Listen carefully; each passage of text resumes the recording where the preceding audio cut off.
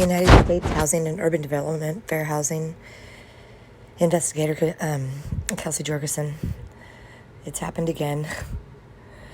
I've been illegally removed from the Red Roof, and here's all the correspondence through Access that I was absolutely supposed to be there. I was absolutely told to be there. I was part of that program. You know, how they could get this so messed up and then no one owned this yet is very tragic. But, of course, I have the proof for everything, like always. And I just wish that this could somehow stop. I need some sort of peace in my life. And what's transpired is not okay. And I'm told that I shouldn't have even been there, that I should have been somewhere much safer and nicer. As you'll hear later in this video, you know, even the sheriff himself acknowledging that this was no longer a safe place for me. Everyone knows these things. I was harassed there, constantly broken into, robbed. You know, they even called the fire marshal because they didn't like some religious stuff I had sitting on a stand there, and so they tried to say it was a fire hazard. He came in, of course, said it wasn't a fire hazard, but then he himself, they had people Googling my name, you know, and that just sends everything into a tailspin again because it's so illegal still what Beth Heckert has in the papers and stuff. Here's all my shattered items, how I got them back. I mean, why were they even allowed to be near my evidence, these different display boards? Why were these people that were robbing me allowed to be alone then? I mean, there are laws being broken on every level, and everyone from the highest, you know, positions of leadership in our community are aware and in print aware and are doing nothing. No one should be expected to live like this, but this is a huge, huge failure on Access's part. And there was, you know, hate crimes done, all the crosses ripped off of every board I made. Here's the proof here where I had reached out to the sheriff's department for a civil standby. Then I get called back by the sheriff's department at 8:16 and saying that Red Roof wouldn't let them, but Medford PD had already been there alone. When did you run into Deputy Vile at the fire department? How long ago was that? It was the day before the 4th of July. Oh, I heard that. Correct. What was supposed to leave potato? That's right. Yeah, forgot. Sorry. My bad. When did the assault occur that you tried to report to Vile? Meaning, like, was it that day? Was it a couple days prior, a week prior, 2 months? About a week prior. Is there a statute of reporting or something like that? No. It's so long ago. I was just trying to fix my own ignorance. That's all. Yeah, there is, but it's years. Yeah. Like this.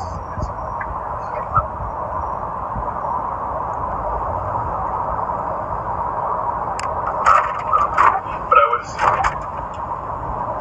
Like the validity and the power of it wouldn't have decimated the whole I have such a huge trouble with Brett, and Brett would start reading himself on the documents. He would try and scare the Jesus out of me to try to get me not to report. I've never fought back. Even my 24 false arrests, I've never resisted. like when you go to court, it can change how people perceive it. But nothing doesn't matter for us. We see that happening with women oftentimes in terms of rape victims, etc. When they say, "Why didn't you?" But as women and anyone who's ever experienced any kind of violence and a rape, we know what it's like. But I was.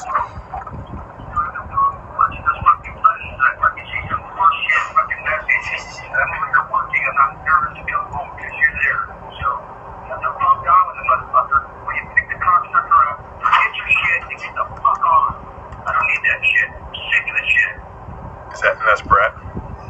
Who is that? Brett? Yeah, he's not a pleasant person. No, he's evil. I'm telling you. And he says, "I'm sorry, I got my feelings hurt. I just turned into a monster." I'm like, Brett, you can't. That's He's been a monster forever. You're gonna put me through hear him slither when he opened that door. It was hair on the back of my neck. Just tell him. Well, What was I'm it, not Saturday going night? They're anywhere. working across. I'm not even supposed to tell you what I say from his, but look at him and his friend work across the street at Food Plus. Marched across the street because it's almost like sitting in a fishbowl there for her. So then I So immediately tried to get out to Gold Hill to get back on the freeway. They sugared my gas tank and my shirt. harassed and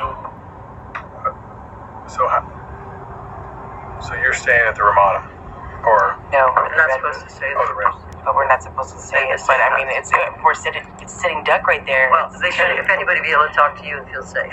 Right. That's my bottom That would line. be I'm that just saying, would be the one would wonderful hope. outcome. One would hope. So you're, Yes, so you're staying there, and how does you And I said mean, you were there? Was unfortunately, Brett was at that room, and you It was were across from me. And yeah, this is like I said before. I had just checked in probably 2 days before So that. that's no longer a safe space for you then.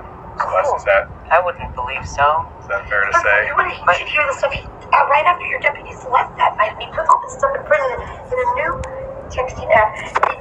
I mean, The Ramada has a security guard. Answer the motherfucking phone. You don't have no problem punching those fucking buttons, and I fucking see some horseshit fucking message that I'm over here working. I'm not nervous to come home because you're there. So you have no problem dialing the motherfucker. When you pick the cocksucker up or get your shit and get the fuck on. I don't need that shit. I'm sick of the shit. Why the fuck would I say that? Who the fuck you talking to? Or you just make it up in your fucking head? Because if somebody's talking that shit, I'll go and deal with it when I get home. So you better have some answers or get the fuck on. Oh, I thought I'd shoot a little video of what a nightmare I have to try and dig out of the way they packed everything. They just destroyed everything that I've worked 5 years on, and I have no idea what all is missing yet, but this is so wrong. So many epic fails on Medford PD. These are the very people that I called and reported were robbing me 3 different times. They never even followed up, but then that's who they let pack all this stuff, all my evidence, and gosh, everything is just broken. And I mean, you should see things that were just shattered, but look at how things are just all falling apart, and just, I mean, the care and everything that went into this. This is my whole life that was displayed for the FBI, and what a nightmare. It's just so wrong on access, every level. Gosh, you guys, how you guys got something so screwed up, I have no idea, but it's wrong. It's so wrong. How dare they? These are things that I had so nicely displayed for Congress, and shame on you. What a nightmare. Just all my stuff just thrown and shattered. Little things that I had handmade, little baby things for my future grandbaby on that frame there, and just, I mean, all my grandson's little stuff just all thrown, and all my, everything just thrown in trash bags. I mean, how is this okay? Pauline, Melanie Dozier, you are at fault 100%. And then to top it off, there's not even a fridge in this room. All my food that I finally found in that box down there, all just garbage. It's all rotten. There's not a microwave. I thought I'll grab a can of stew last night. Oh no, not even a microwave to heat it up in. All my Campbell stuff just spilled all over all my evidence that I've collected. Look at this is the condition I get my stuff back in, Melanie. Okay, if that doesn't tell you enough right there, I don't know what is. This is not okay. This is a huge liability. I know that I have no phone chargers. I know that I have, I mean, unbelievable liability here, but it's not okay. And we know who's responsible. But still, again, it proves color of the law violations. I have no recourse for safety in this valley. When the people are robbing me, get to go and be alone with my evidence and not pack it up, but just throw it all in, stuff, tear it all apart. Look at this. It's just, I mean, you saw what these display boards looked like before. Look at them now. Horrific. Not okay. Highly illegal. And this is not the last any of you will hear from me. This is stuff that I just even that day spent countless hours hand placing and gluing. And I mean, it's just throw away like it. This is my life. This is what happened to me. It's not okay. They should have never touched it. So wrong. Things that I had put on stands in frames. I mean, tops of things just totally ripped off. Like, not even. This is me as a rape victim. After I've been handcuffed and shackled with an involuntary chemical sedation. I don't even remember where my body was. It's not okay. This is not okay. This was not their life. This is not theirs to touch.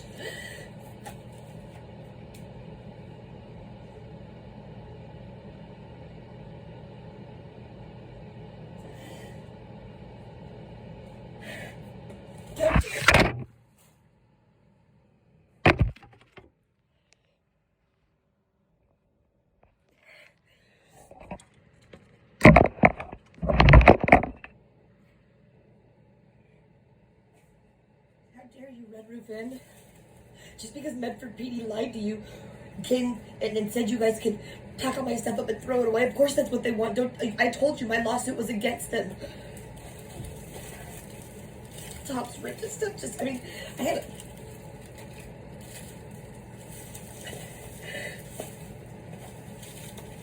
not okay.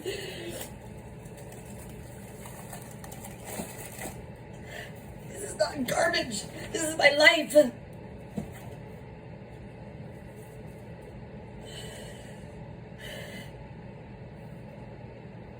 Thanks, Melanie, for lying to Medford PD. Thanks, Medford PD, for not wanting to look at anything I was showing you in proof, in print.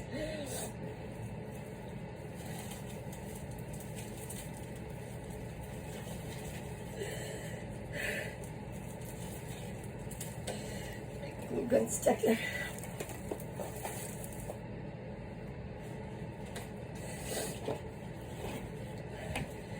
This is the whole folder of that I had made.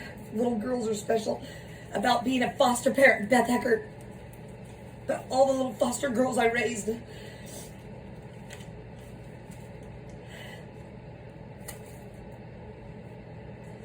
Yeah, that's about right. Our Constitution, down here at the bottom of this trash pile. It's exactly how Jackson County has treated our Constitution, like it has no meaning, no value. This is what our country was founded on.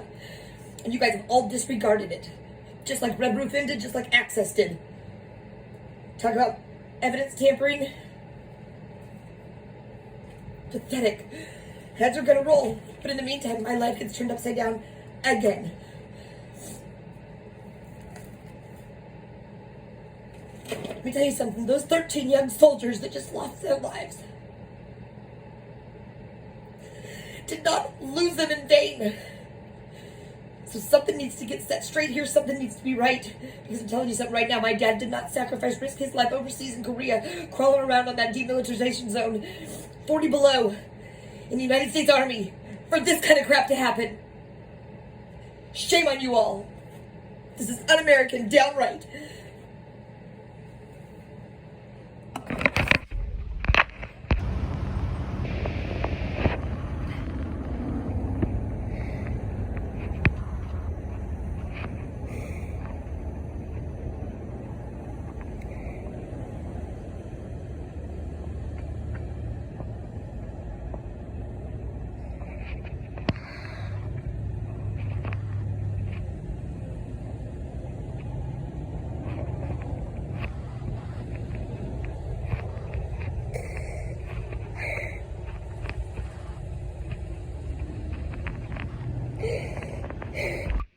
So let me just say, ladies, as I try to make sense again of all this heap of whatever called my life in the back of somebody's truck with all these glass displays wherever they are, probably getting broken, my life upside down, kind of like that lamp. Again, by no fault of my own, no error of mine, what do they call it, clerical error and Access.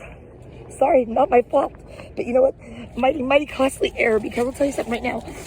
As I sit here and try to organize my life, but there goes John Tokar right out of the parking lot. The man responsible for that fateful night in the ER when I was in handcuffed and shackled, forced involuntary chemical sedation. But don't worry, when Medford was in my room the other day, they went and looked at my documentation showing that I had every bit of proof to be there. They didn't get my rape underwear. I don't know what FBI agent I was talking to at the local office here, but don't worry, this is exactly what I was talking about, buddy. These rape underwear. I wasn't saying that somebody was raping me then. I wasn't saying that they had stolen. I was saying it doesn't feel good for anybody to be alone with that, especially law enforcement, when they wouldn't even collect those. It's been, what, 5 years over that now? Thank God they're tucked away safely still back there. They try to keep this board with me everywhere. But don't worry. I do still think that God so loved the world. Just Jackson County's forgotten about me because I have no victims' rights. And all I really want to do to get ready for that little boy. But no, I can't. Because I'm still trying to glue my life back together. Don't worry, I'm used to it. Getting beaten by Jeremy Hampson all the time. And him coming in and destroying my house as Sergeant Edgeworth with the Jackson County Sheriff's Office would fist bump him, high five, and hand him my purse and my dog back. They would take me into custody illegally. You guys are something else, man. Something else. I know Sergeant Clausen, you're on your, or Chief Clausen, you're on your way out, but you're not out yet. I would suggest you get your guys in order, because when I call 3 times and let them know that housekeeping, they're breaking into my room even when I'm there asleep and robbing me, and then they're the ones that get to be alone with all my personal belongings and my evidence is I'm illegally put out again. Something's wrong, guys. Something's wrong. Something needs to be done. I'm choosing life still for this little boy who's now the right way, turned himself around and not breach anymore. I haven't even been able to return a call to my daughter because I'm a little busy, Susan, trying to make sure all that glass stuff in the back of this truck doesn't get broken. I'd be in my own truck with my stuff. But y'all know the sugar in the gas tank, that kind of causes a problem. As I frantically had it towed from Red Roof as they're kicking me out illegally. And I have a few things on my plate as I'm trying to drive this morning, Susan, and not get all that stuff broken in the back of this pickup that's rented. Just please be patient with me, you guys. I appreciate you trying to help. My gosh, I'm only one person. And my BMW, I'm driving that myself. Where is it? Did I put $5,000 cash and another $1,200 in? Yeah, Valley Blaze totally ripped me off. I only had it for 2.5 days. That's not right. Reached out to Sergeant Graham with Medford PD. Can you help me follow up on this criminal? Because then they told me they fixed it. I went down and gave him another $400 cash, almost $375, and they hadn't done a thing to it. That's criminal. DJ Graham even returned my call. Not so much. Calling the law violence in excess. Shame on you all. Kelsey, I was hoping I would have heard from you today. It's Monday, but here we are near close of business. I was waiting all day to hopefully get your call. You know, I'm just going to be real frank with you. The reason I'm so frustrated as to this whole investigation process and what's taking so long and all those things is because in the meantime, my life is continuing to go on. You know, they didn't seem to care about the investigation when they got... Every mile of memory, they say, huh? So I arrive at 3380 North Pacific Highway. Best of my knowledge, this is where, when I had to flee my house, over Shadow Way, when I first started helping Henderson and Walden on the Anna Marie Johnson Bell case. And I abandoned my home for my safety. I think this may be where some of the stuff was stored. I don't know. I lost it all. Everything, all my daughter's baby books, everything. So I was running for my life and then started to be falsely arrested, transported, in prison 24 times now, but I believe this is where it all started. Where my stuff was stored for a time, I guess, from what I understand. I don't know for sure. Here I am back to put a few little things, what I have collected, starting to rebuild my life for the 4th time since then. Thanks, guys.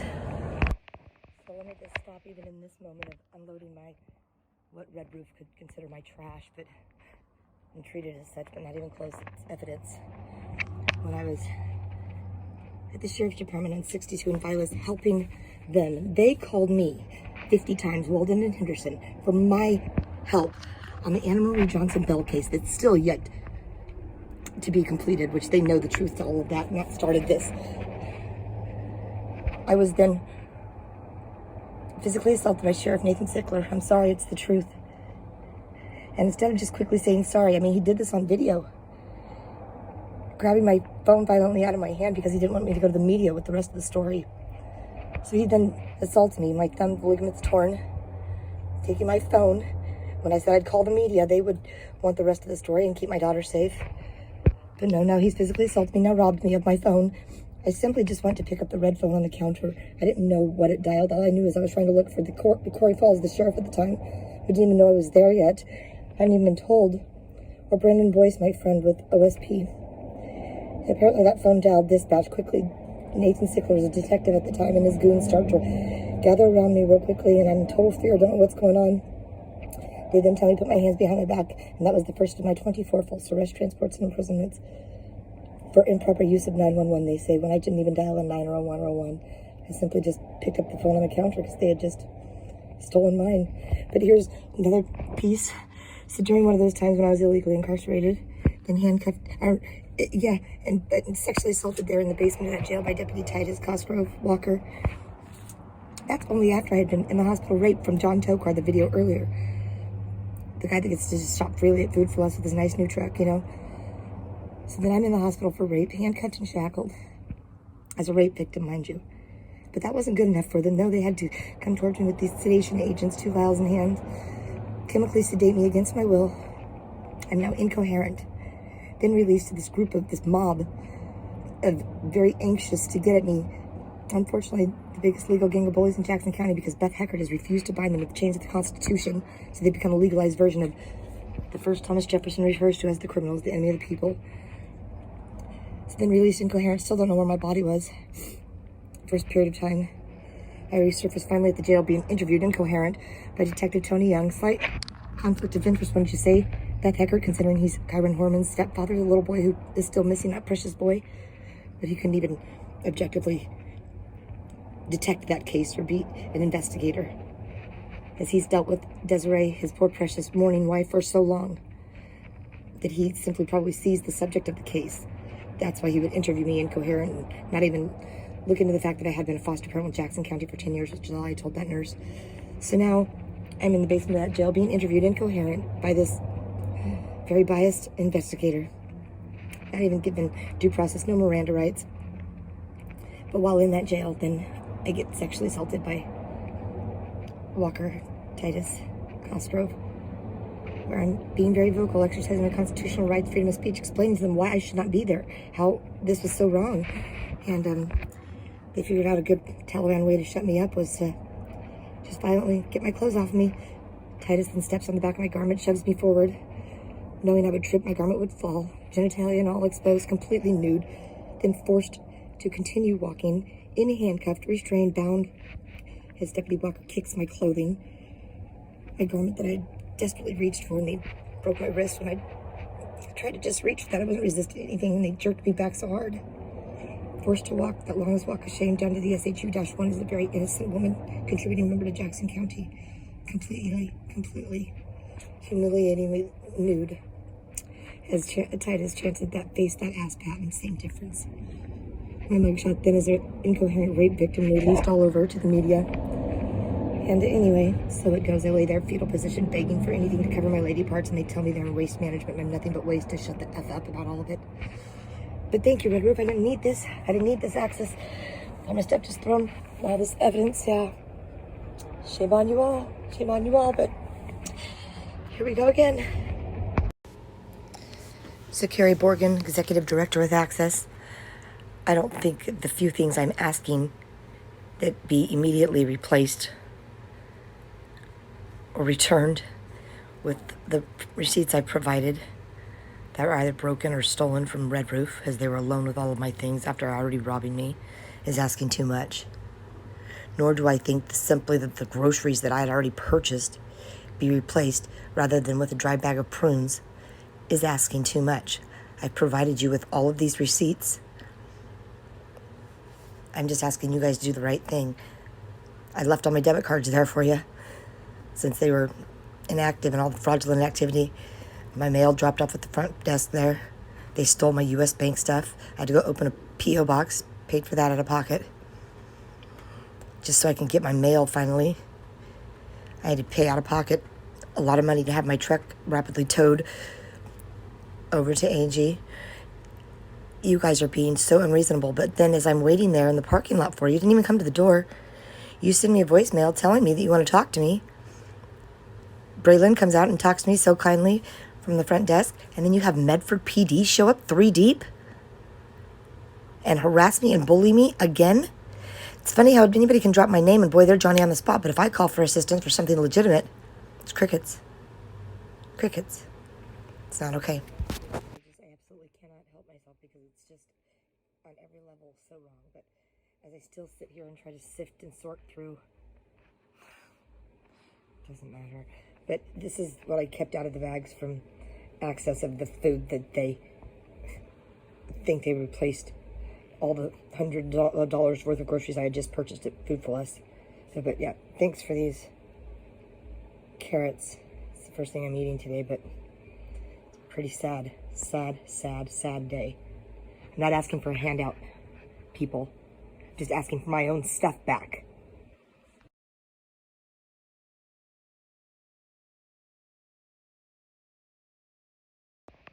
Melanie with Access, Community Action Agency. Something went terribly wrong, young lady, and I've yet to hear an apology from you. When I tried to get through to your supervisor at the end of the week, you intercepted that call and still no apology. You have no idea. You have no idea who you committed this fraudulent error against, and I don't even know yet if it was unintentional. I'm very concerned. But I'm trying everything in my power to not ask for your resignation. I am asking for your sincere apology, though, and a public apology to Medford PD. After I pull that body cam, that footage, it's not going to be pretty, because the girl that already has survived 2 rapes, forced sodomy, sexual assaults, plural, physical assaults, broken bones, and I'm could go on. How dare you? And then to stick me where you've stuck me. And you know what? At first I thought, oh, don't sound ungrateful. So, yes, I am. Because now you're acting as if I had done something wrong and you're punishing me. And then they have no fridge. They stole all my food. But I mean, I did manage to get a yogurt and a little chocolate milk. But come on, guys. And then you bring those. Come on, ladies. Don't bring me dried prunes and a bag of lettuce when my daughter's finally there visiting me for like the first time, extended period of time since all of this tragedy started, and she's so excited to go look in those grocery bags as a pregnant mom about to give birth. We're on baby watch. That wasn't right, so I returned all those to you, along with all my debit cards that had been compromised, hacked into, all of the things going on. My very mail from U.S. Bank delivered there to the front desk at the Red Roof, stolen. The staff had already been, I tried 3 times to report to Medford PD that they were stealing from me. Jamie, the head housekeeper there, coming in on her days off when she was inebriated as I was sleeping. And the neighbor, I witnessed it. That's not really good to do to someone that has been raped in their sleep, you see? It tends to make me even more apprehensive. Have I slept much? No, not so much. I need some real, sincere apologies. And what I mean by that is righting those wrongs, not just throwing a little Band-Aid on and putting me somewhere very unsafe now with no food, and I already don't like to leave except for the night where I don't get hassled because of what Beth Heckert will still not fix in the newspaper and things, like the former commissioner has instructed. But don't worry, it's all being surveyed and engaged by the FBI, so I suppose I won't get killed. But that's what they need, advocates like you, Susan, really going the distance, because they're busy, real busy. They have a lot of wrongs to right. I encourage you, with those different titles in our community, to take your job seriously. I'm not trying to be a victim here. I am a survivor, but I am a victim. Continuing to be a victim, and that's wrong.